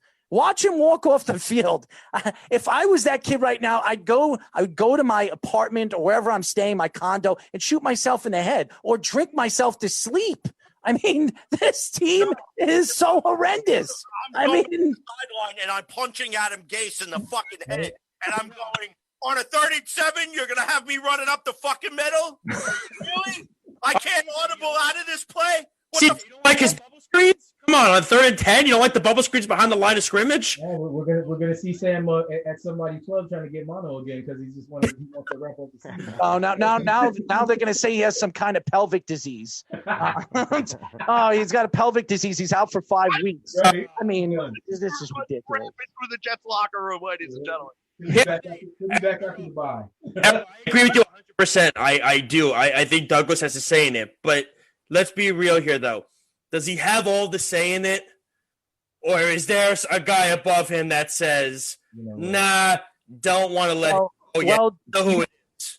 You guys did hear before he signed that contract with Woody Johnson and Chris Johnson. He did say in his press conference that he has full control of this team. Now, we all know their last GM over there, Mr. McCagnon, he already said that he didn't have full say on that. It had to be an agreement with him and Todd Bowles, and they have to go to Christopher Johnson. We do remember that when Douglas went up there and they said, I forget who in the press asked him the question, who's in control of this team now? He said, I have 110% control with this team. I will go to Adam and talk to Adam about some of the players that I'm bringing in, but I have full say and autonomy on where this team is going from now on. So I do believe it's Joe Douglas's choice, but I do believe Joe Douglas is good friends with Adam Gase, and he will try to hold on as long as he can. But everybody, all those fans, and my friend is a big Jet fan, he tells me they got to trade for a wide receiver. They got to trade for a wide receiver. Allen Robinson. The Jets better not, because this season is done. The season is over. Agency, save the draft capital. Yes. But does Joe Douglas have full autonomy with regards to personnel as far as players, or does he have the autonomy to fire Adam Gase? Full autonomy. He said he has, because somebody asked him at the press, and I remember this, and I'll go back and I'll use it for our show on the Weekend Cruncher during the week. I remember Joe Douglas saying, because somebody asked him, I said, well, McCagnon had control of the players coming in, but he had to go to Todd Bowles, and Todd, they have to come to me to finish the deal. He said at the press conference, when somebody asked him who has full control of this team moving forward, he says, I'm the GM, Adam is the coach. That's what he said. So what that means is I'm the boss. He's under me. He's going to listen to me. That's what I am. That's what I'm here for. I think there's no doubt in my mind he will be gone before the season's end, unless he somehow pulls out a crazy win this week against another backup quarterback, by the way. This is going to be a backup quarterback with the Broncos playing. And who's playing? What's his name again? Blake Bortles, okay? Blake Bortles is playing against the Jets. If the Jets can't beat Blake Bortles, there is a huge problem, okay? Because that team is not good right now. That makes this even worse for me, though. I'll just keep this real, because if Joe Douglas has that type of authority, and the discussion isn't really right now that Adam Gase, and I mean, maybe I don't know if my frustration is getting the best of me in this, but I think we should fire him now. I think Kevin, the season's over already. Why would you fire him, Kevin? It's not over. The season is over. The season over. How many 0-3 teams come back? How many 0-3 teams come back? How many 0-3 teams come back? How many 0-3 teams? Can we possibly make? Hold on. How many 0-3 teams come back? Can we possibly make the playoffs? I mean, think about this though. With some of the extensions that we have, could we possibly make the playoffs? I know it's an uphill battle, but it's not like we didn't win, 7 of how many ever games last season. Kevin, I love you, man. The season is over. Realistically, we want to say that it's over, but statistically, this is a numbers game. Statistically, we should still be trying to win as many games as we possibly can. We need to fire Adam Gase, man. I'm telling you right now. We have no idea what. Evan, you see what I'm doing right now? You see what I'm doing?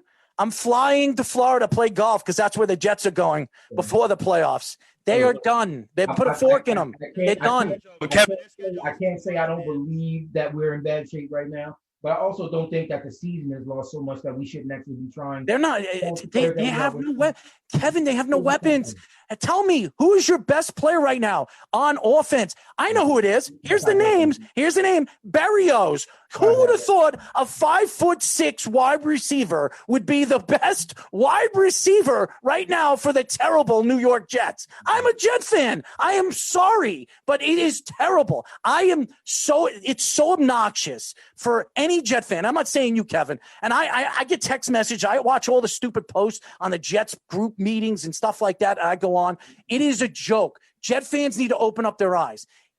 Right now, the Jets' best player offensively is a 5'6" wide receiver that wouldn't be starting or even being a third or fourth string on another team. What does that tell you about the backups of the Jets and even the starters? We're never even going to see Denzel Mims on the field this year. You watch, he's going to say, you know what?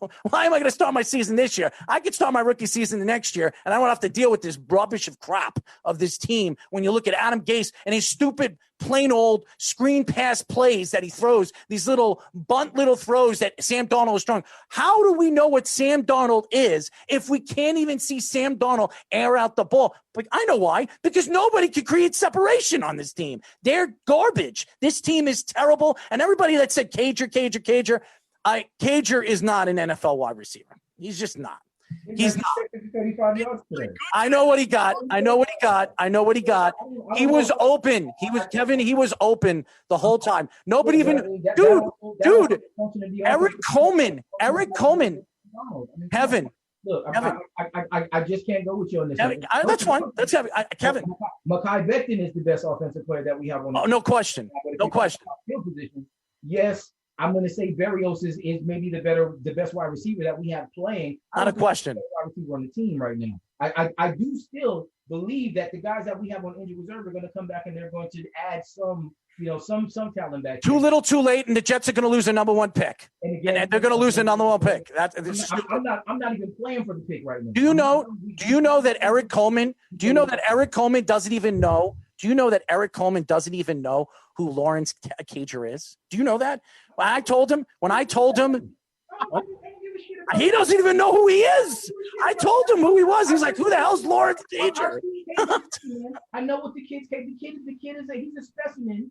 If you put him in the right situation, that's not the right situation right now. The problem is that this isn't the right situation. With the coaching staff that we have, with the situation that we have, with the offensive line in particular, and with Sam now not even seeing ghosts, maybe if he's seeing ghosts, he's seeing the ghosts of all the players on injured reserve. If we can get some of those guys back, then maybe we can see some improvement. Cager is a capable guy. I'm not saying he's a Hall of Fame player, but I'm saying based on what it is that we have, he's one of the better options that we have. And I think if we Kevin, I think you and me would be better options. Okay. I think me and you on the field can run different routes. I mean, I'm telling you. My back pedal is still insane right now. I'm going to tell you right now, technically, I still got some of that. All right. Well, maybe the Jets should sign you. Because this team has nothing. Dude, I'd run down the field naked. I'd probably throw people off so I can get down to the end zone. I'd have a better chance going down to the end zone naked.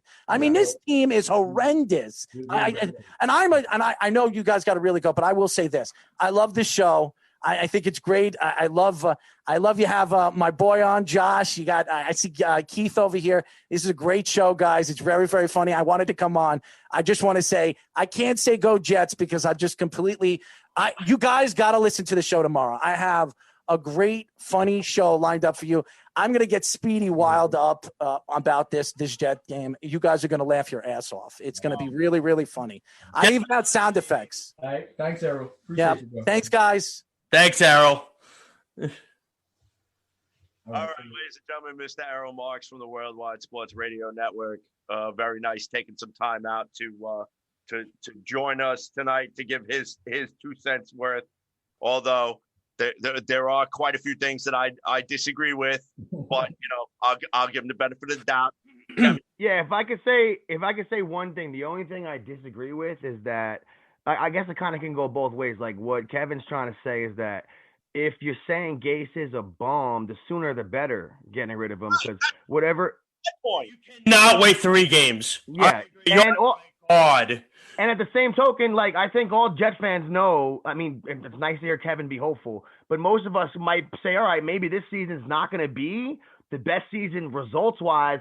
It doesn't mean we can't take the players we do have, take whatever little pieces we think we might have, and try and get the best out of them for 13 games, as opposed to what seems to happen when Adam Gase is the coach, which is he doesn't get the best out of anybody, you know? So there's arguments to be made both ways. Do you just yank this dude after 3 games? That seems aggressive. But at the same time, if you think I think this is what CJ said before. If you think he's not the guy and he's a bum and he's poisoning the well, the sooner the better in that case to me. No, he's not the guy. I don't think anybody's asking for them to be, to lose 15, 16 games. I think they just want them to be competitive. Yeah. That's it. Yeah. 24-21, 27-24. Play the young guy. You may not win them, but just be in the games. Lose 34-31 to the Patriots. That's fine, but be involved.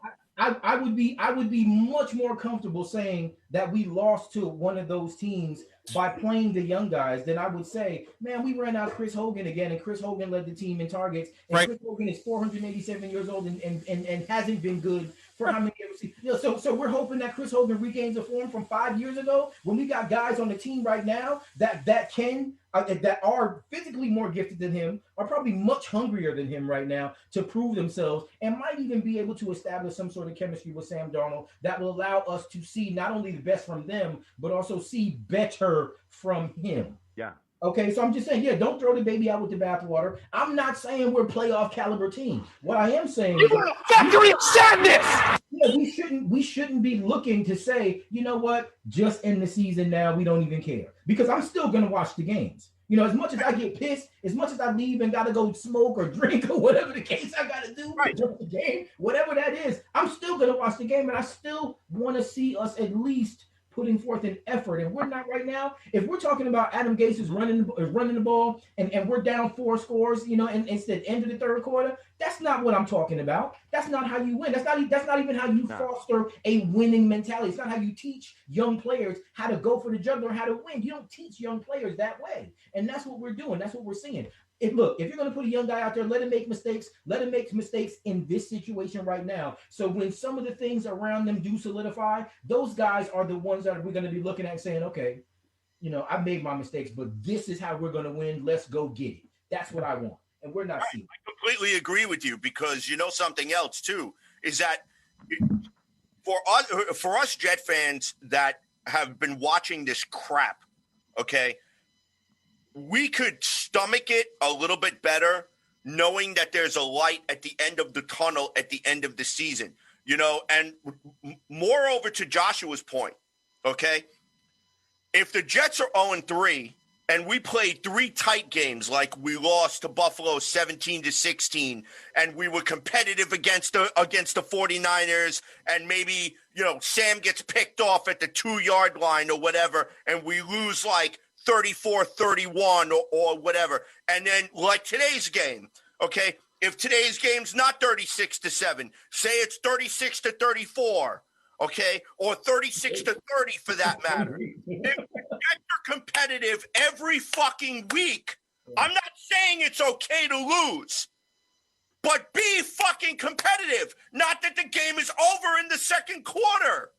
Because you know what? Here we are, week 3. We're already talking about the 2021 draft. There's still 13 fucking games to be played. Do you know how aggravating this is? Do you know how depressing this is? It's horrible. That's why I would much rather, I agree with you 110%, Kevin. You get rid of fucking Gase. You put, I don't give a shit if it's the fucking water boy as the goddamn head coach. Put him in. You let Greg Williams do whatever the fuck he's got to do with the goddamn defense.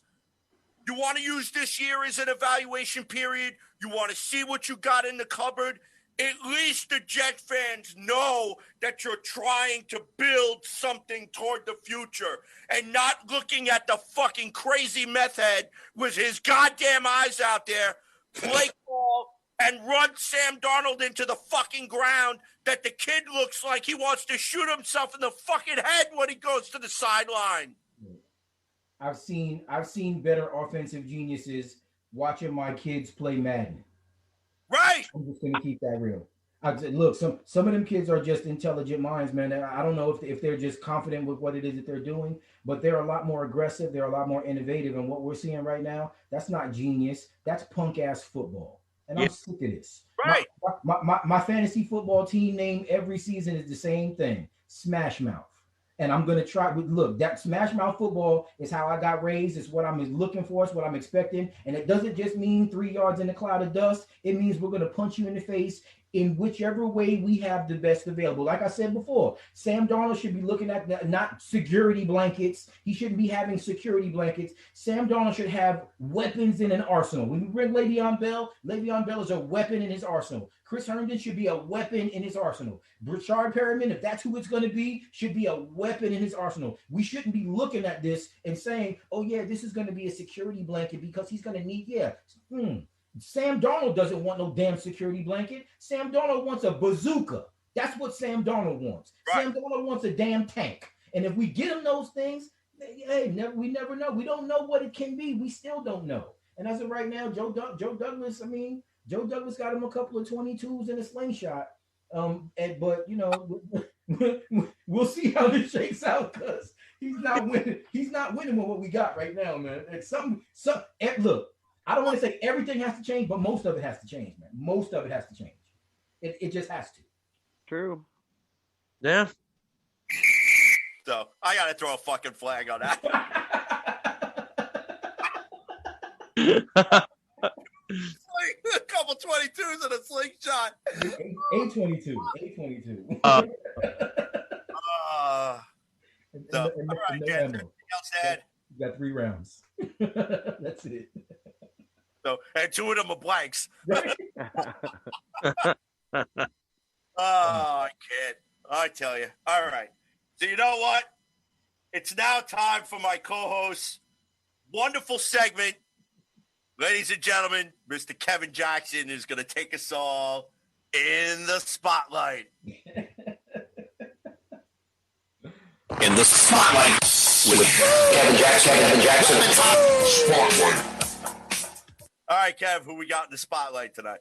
Ladies and gentlemen, boys and girls, in the weapons white hot spotlight this evening, Chris Johnson, again. And I'll just say this because we really don't know if Joe Douglas has the autonomy to make the necessary moves to kind of set this ship back on the right course. And if Chris Johnson is the one, and I mean, I know all of us probably talked about this earlier or saw the Chris Mortensen report earlier on NFL Countdown that specified that the front office is actually looking at Adam Gase because of, not just the play that we've seen on the field, but I would imagine that they're hearing the rumblings in the locker room and the players aren't happy. Chris Johnson needs to pull his head out of his ass, family. And I mean, I'm just gonna be as honest as I possibly can about this. It's gonna be real quick, because there really isn't much to elaborate on in this point. Chris Johnson is not a football guy.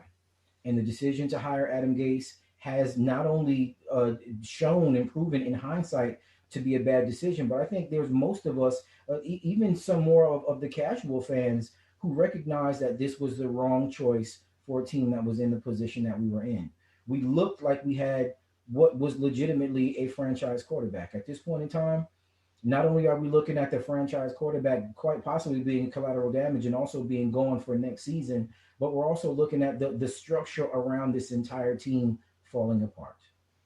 The offense is looking not just stagnant, it's actually looking juvenile. It doesn't look strong. It doesn't look competitive. It doesn't look even remotely NFL level. The defense is struggling behind it. And I mean, you can say what it is that you want, but if you've got a defense that's playing, 40 minutes a game, those guys are gassed. Those guys are tired. They're not in the right frame of mind to continue to play at a high level. And while I know Greg Williams is struggling a little bit as the coach, and maybe some of the things have to do with player personnel, but I mean, it is a total team collapse right now. And Joe Douglas has to be banging the table to get Adam Gase out of here.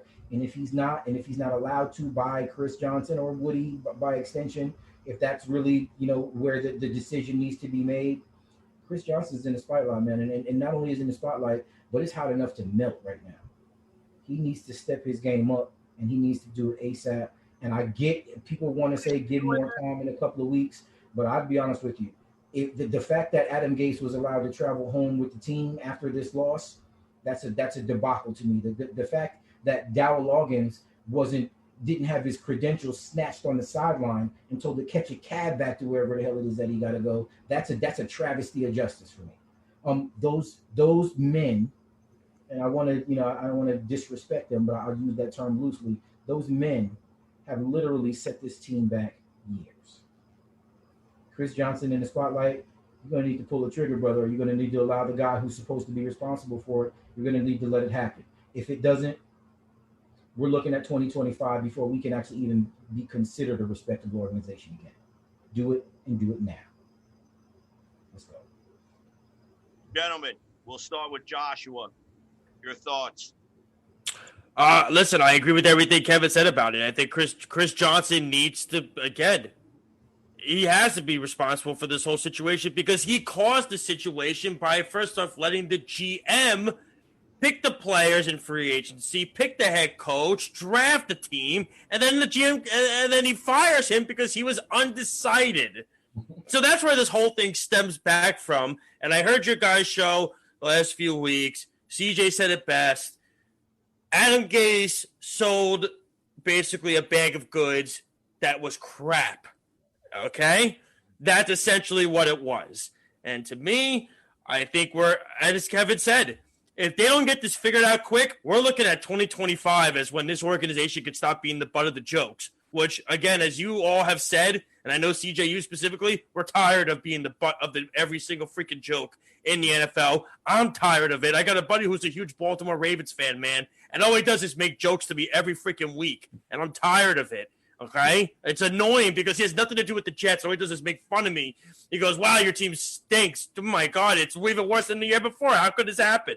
And I'm tired of being the butt of every joke, okay? No pun intended to Mark Sanchez, but that's an example of being the butt of every joke, okay? I'm tired of it. All right, Mr. Farrow, you are up.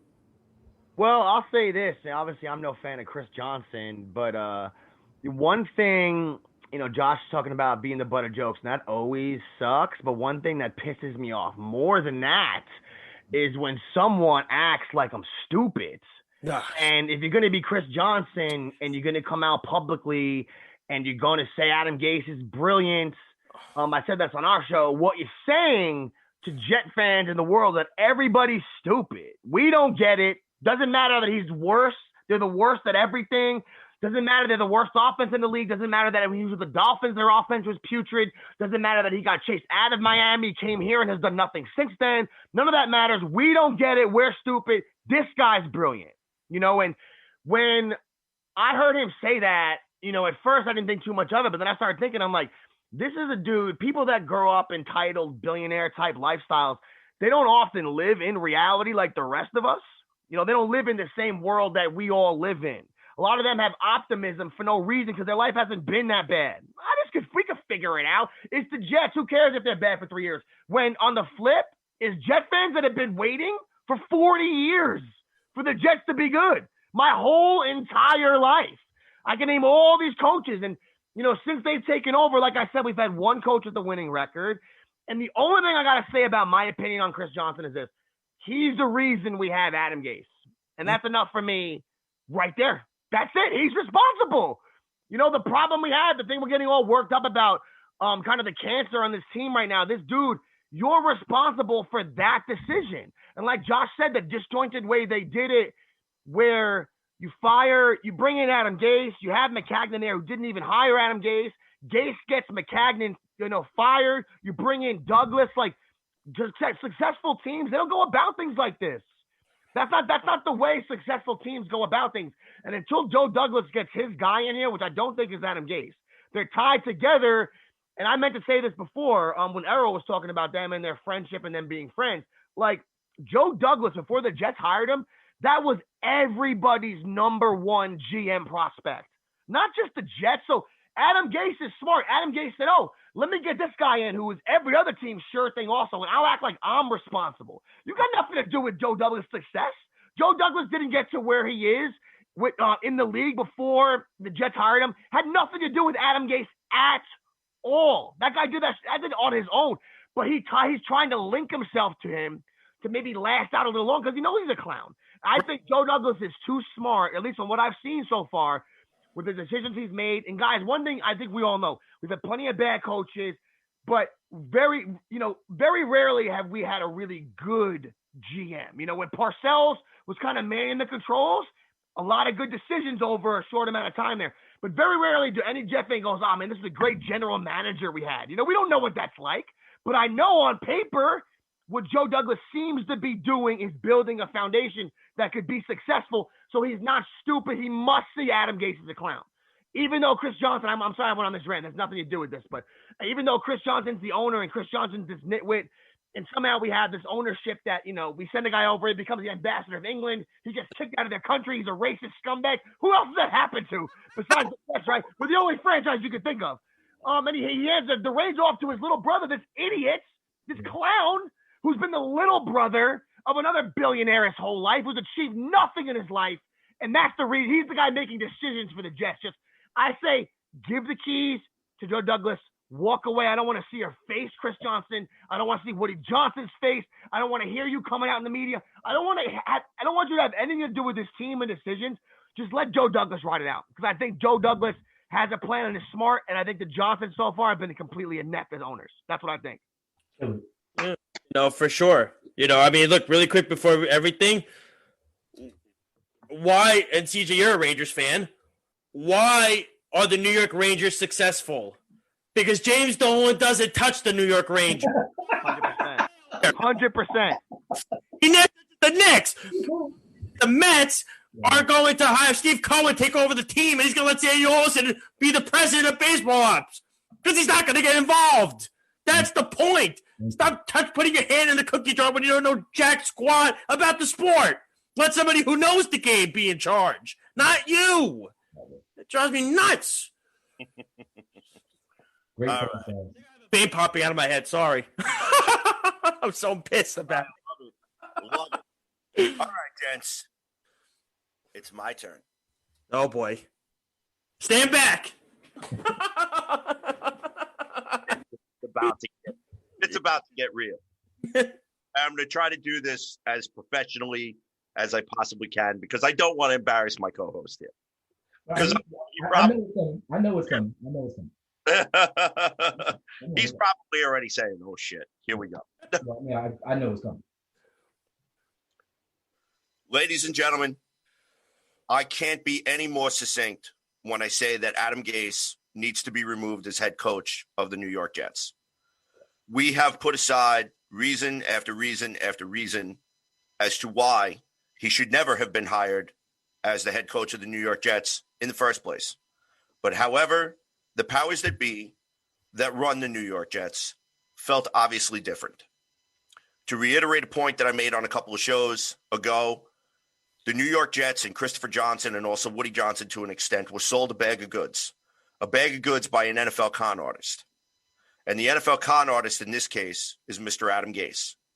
Now, spare me all of the statistics that Pro Football Focus has about that Peyton Manning had the best statistical year as Adam Gase as his head coach. Let's get one thing straight.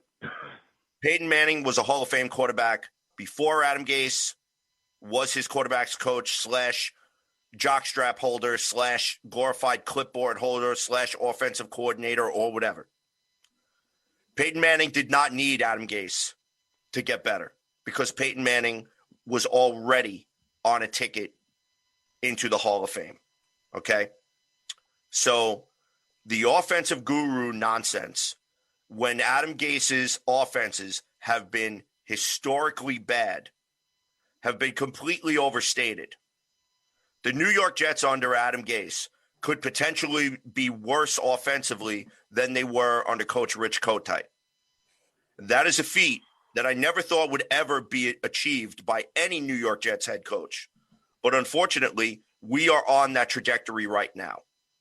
And this is not Neil O'Donnell as quarterback here. We do not have Adrian Morrell in the backfield. We have Sam Darnold, and we have Le'Veon Bell. Le'Veon Bell, who at one point was the NFL's best running back in the league when he was a member of the Pittsburgh Steelers. We have somehow managed to turn him into the 27th ranked running back in the league. That, quite frankly, is pathetic when you take a Hall of Fame talent and you diminish him and you demean him to this point. It's a sin, and it's also insulting. It's insulting not only to the 52 other players that take the field every single week that have to wear a New York Jets uniform, but it's also insulting to every single fan who puts on a New York Jets jersey, who puts on a New York Jets t-shirt, who wears a New York Jets hat, or whatever regalia that they decide to don on any given day. We as New York Jet fans deserve better, and we implore you as an owner to recognize that fact and just own up to the mistake that we all already know that you have made. Do us all a favor and please fire Adam Gase before he potentially ruins our franchise quarterback, Sam Darnold. And to what Joshua said, that the Jets may not be competitive until the year 2025. Tomorrow is not guaranteed for any of us.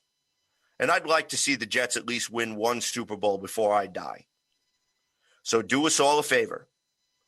Hand the keys over to Joe Douglas and get the fuck out of the way. And let the man do what you paid him to do, which is build a championship football team. Ladies and gentlemen, that's going to do it for tonight's episode of Weapons Hot, a New York Jets broadcast here on the Worldwide Sports Radio Network, on Sports War Radio, and quite frankly, wherever you get your New York Jets fix.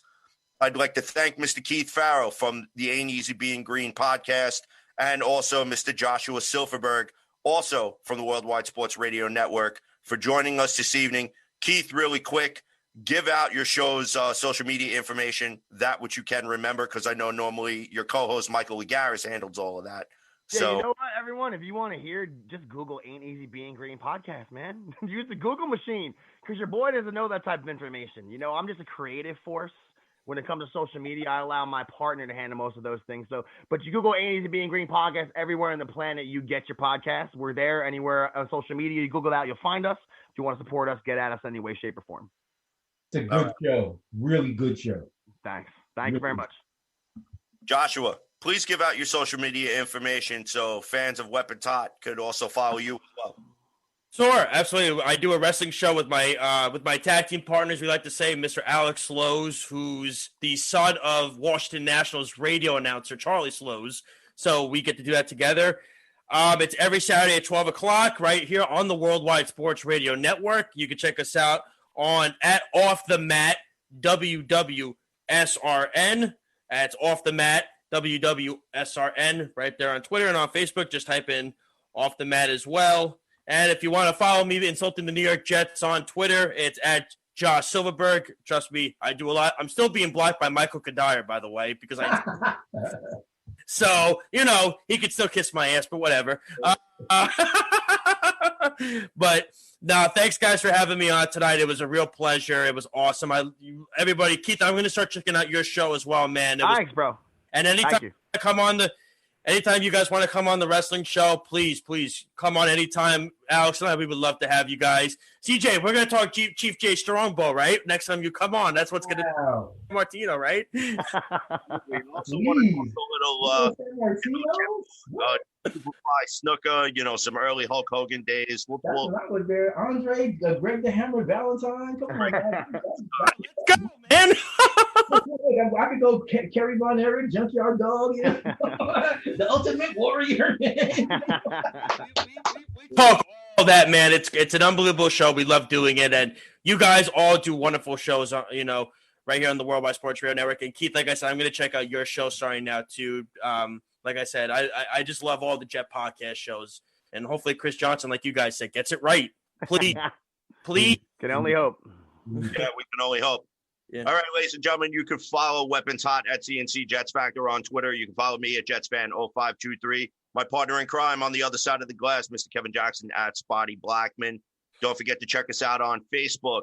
Weapons Hot has a Facebook page. Be sure to hit that like button. Give us a message. Message us. We'll message you right back. We love going back and forth with fans about this football team and the disgrace that they have turned into. Also, leave feedback, because we like to know how we're doing here on Weapons Hot, a New York Jets fan broadcast. Also, don't forget to check us out on YouTube. Be sure to check us out on Sports War Radio, on Spreaker.com, on SoundCloud.com, and quite frankly, any place that you get your podcast mix. Also, don't forget, you could also find us on our new home, Snowman Digital Media. Shout out to Brian Snow, Dr. K, and the group over there for allowing us to get our message to their viewers and their followers. So, for Mr. Keith Farrell, Mr. Joshua Silverberg, Mr. Kevin Jackson, otherwise known as Spotty Blackman, this is CJ the Painkiller DeSimone signing off. We will see you guys. We will see you guys when we see you guys. Jets Broncos Thursday night. Still undecided whether or not we're going to do a post game following the show. If not, you could always catch Weapons Hot 7 p.m. on Sunday. Working on trying to get a guest to join us as we talk about this miserable season. We'll leave you guys with still, in my opinion, is the best chant in the NFL. Peace, love, go Jets. Christopher Johnson, I hope you're listening. Get it right.